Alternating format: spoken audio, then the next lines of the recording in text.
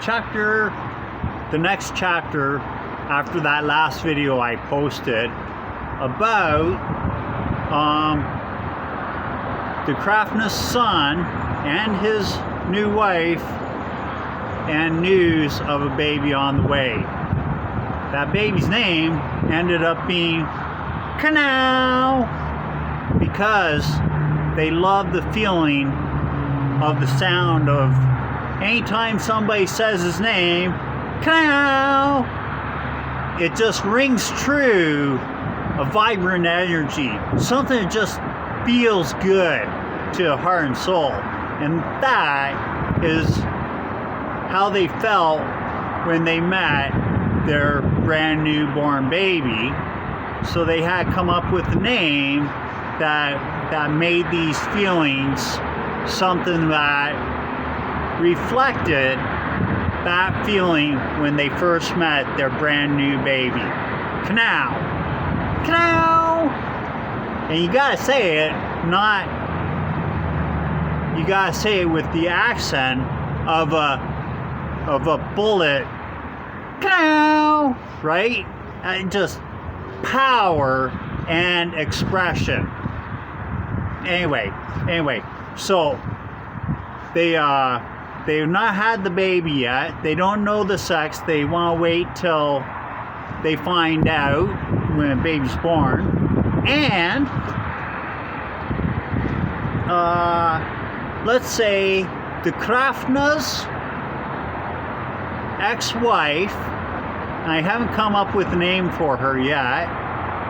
Her and Sangstra, Maktuna's wife, are having a little girl talk.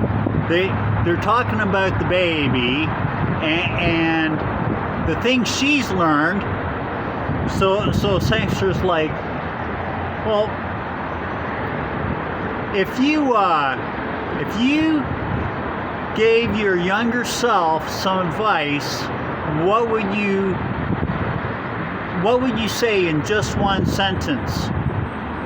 Now, just so you know, that sentence keeps on changing for me. So I'm like, well, what do you do with that? You're always coming up with something different. You're always like, because depending upon your mood, how you're, whatever situation or circumstance, the solution is always changing. The same solution can be used for it might not work. What works this time might not work the next time, and vice versa. So, oh, I better hurry. Okay, so, basically that's what the grandma or the mother says to the daughter-in-law, Sangstra. But with that said, she's like, you know what? You look at all of life, from plants to insects to animals, all the way up to the food chain, to the highest echelons of all of life, and you see if it's not growing, if it's not thriving, it is dying or it is stuck. So how about, I tell you what, apply that to your child. Apply that to my grandson or granddaughter, whoever it might be. Put that child in an environment, because just like every child, they will tell you if it's the right environment for them. They will tell you just by their body language and if they're growing or if they're dying or if they're stuck and they cannot get to that better next step in life, right? Because everybody gets stuck.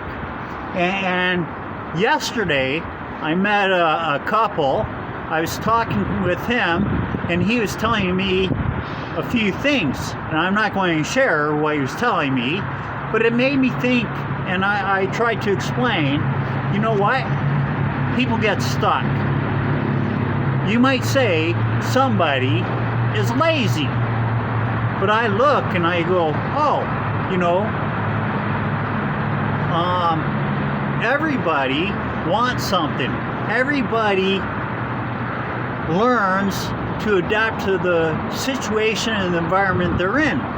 So, if somebody is lazy, it might just be the food they're eating. Maybe it's malnutrition. Maybe it's lack of sleep.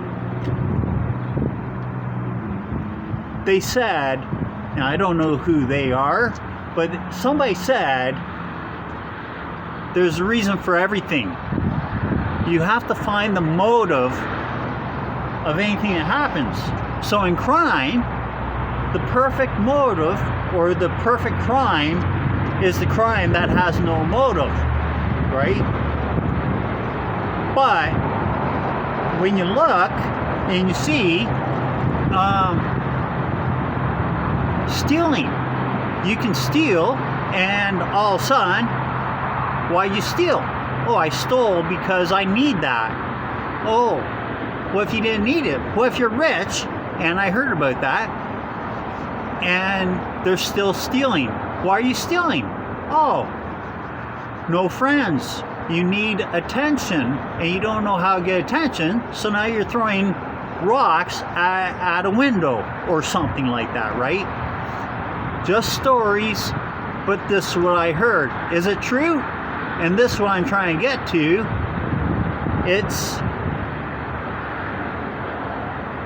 It's those feelings that create actions,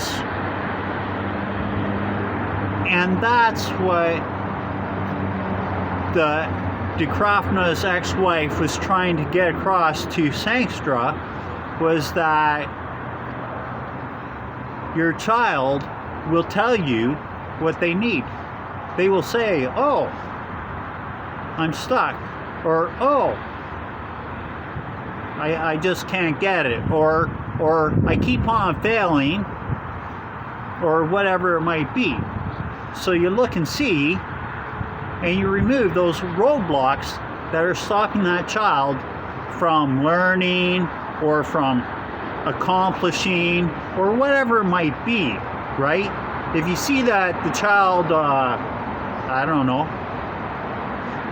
any problem the child has, you look and you see what the roadblocks are. It's kind of like Condoleezza Rice. I heard about her taking on the new position when she was with the Obama administration, and she went into the education, and she found out, oh look, these children are not able to focus on their schoolwork. Why is that? And they found out no matter how much money you spend, these are roadblocks. They have these things creating fear, whether it be at home, in between school and home, which is creating a whole bunch of fear, or maybe it's somebody at school, or maybe it's the advertising, the radio. Something is stopping them from being able to focus on just getting the job done.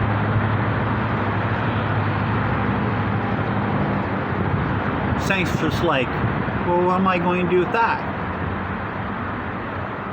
DeKrafna's ex-wife says, you know, that's my grandson. You're with my son, Moktana. I have very good faith in my son. He picked you. You are a good woman. So, I'm sure that when the baby's born, you both will be able to figure out what me and DeKrafna never could.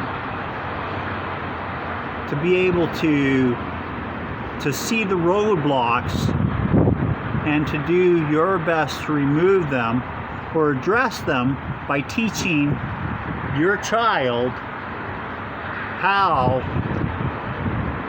these roadblocks, and show them that, oh look, these things are stopping you from progressing. And if you like, I can help you, your dad can help you, or somebody can help you. But first you have to see what the roadblocks are. And in recognition of what's stopping your progression, I bet you are going to have a really great life.